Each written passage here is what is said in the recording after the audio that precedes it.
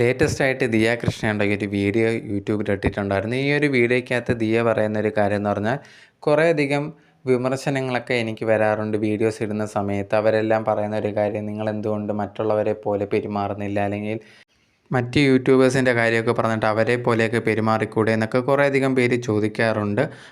അതിനും മറുപടിയാണ് ഈ ഒരു വീഡിയോ എന്നുള്ളതാണ് ദിയ പറഞ്ഞിട്ടുണ്ടായിരുന്നത്. ആ ഒരു വീഡിയോയ്ക്കകത്ത് ദിയ പറഞ്ഞൊരു കാര്യം, നിങ്ങൾ വിചാരിക്കുന്ന പോലെയല്ല കുറേയധികം പേര്, റിയലായിട്ടുള്ള സ്വഭാവം മറ്റൊന്നായിരിക്കും. അതുപോലെ തന്നെ വീഡിയോയിലൊക്കെ വന്നിട്ട് സംസാരിക്കുമ്പോൾ അവർ പെരുമാറുന്ന രീതിയൊക്കെ വളരെ ഡിഫറെൻ്റ് ആയിരിക്കും. അതുപോലെ കുറേയധികം പേരുണ്ട്, അവരെ എനിക്കറിയാവുന്നതുമാണ്.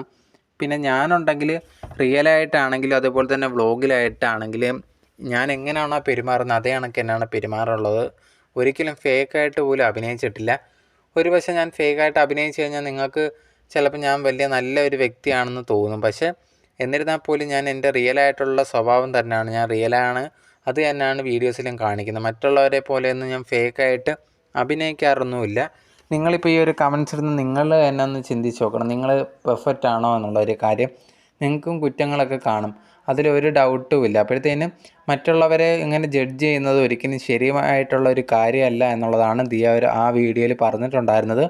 എന്തായാലും അതിന് താഴെ വന്നിട്ടും കുറേയധികം പേര് അവരവരുടെ അഭിപ്രായങ്ങൾ പറയുന്നുണ്ടായിരുന്നു. ദിയയോട് യോജിക്കുന്നവരുണ്ട്, യോജിക്കാത്തവരും ഉണ്ടായിരുന്നു.